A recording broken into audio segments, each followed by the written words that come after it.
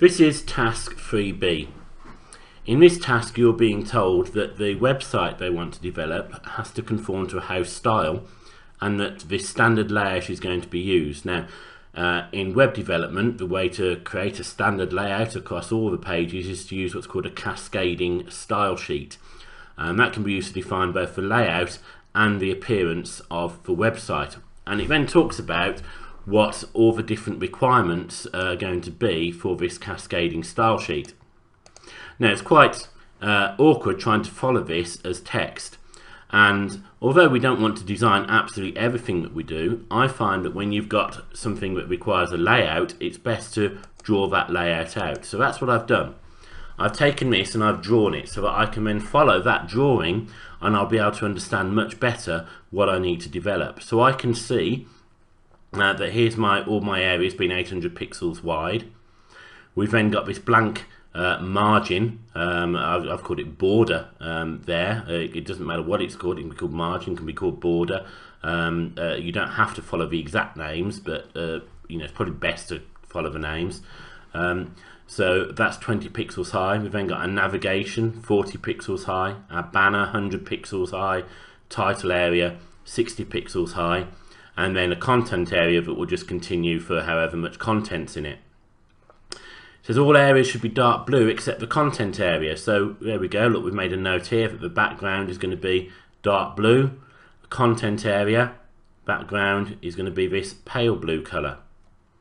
All text will be Comic Sans. It doesn't help therefore that we've written Arial. So it's always best, as I say before, check what you've done, make sure things match requirements, highlight it off, and in a way that's what I'm doing here as I'm reading it through to you.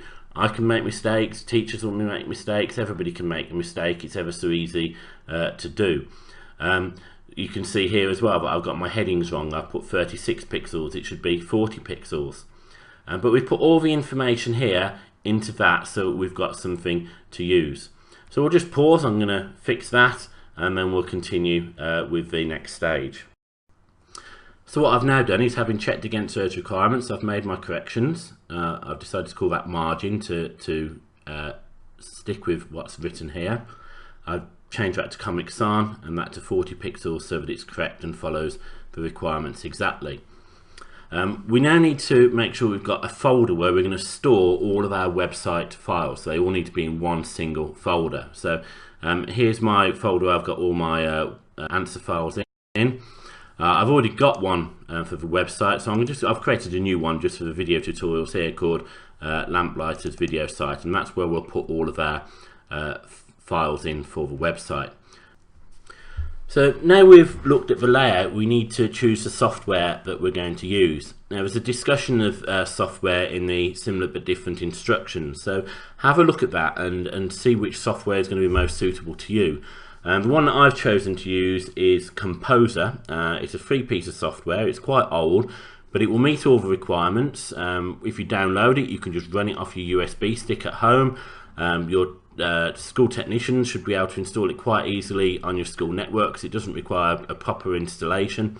But if you've got Dreamweaver, I think this the real coursework task was written with Dreamweaver in mind. They don't think about really the fact that not all schools have that. So if you've got Dreamweaver, that might be the software that you want to use. If you've got Microsoft Expression, that would be a good software to use. It does all the things that are required. There is a software called Wix, Wix.com. It's a good piece of software for developing websites, but for meeting these exact requirements, it's not perfect. And I'd certainly recommend Wix.com if you're doing your A2 level project. So what we'll do is we'll just move this across to the right now because we're going to focus on this as our instructions for what we need to create, and this is Composer. Now the first thing we need to do is to create a new site. So we're going to do that. We're going to go to our site manager just here where it says edit sites, and this is where we get to create a new site. Now it's not the most intuitive of things because normally you'd expect to start on the left hand side and you'd think, oh well, I'll click on new site. It doesn't work that way. What we have to do is put our site name here. So I'm going to call this Lamplighter's website. Then we need to choose where our files are going to be stored. So I'm going to go for select directory, and then we've got to find that file. So I'll be back in a second.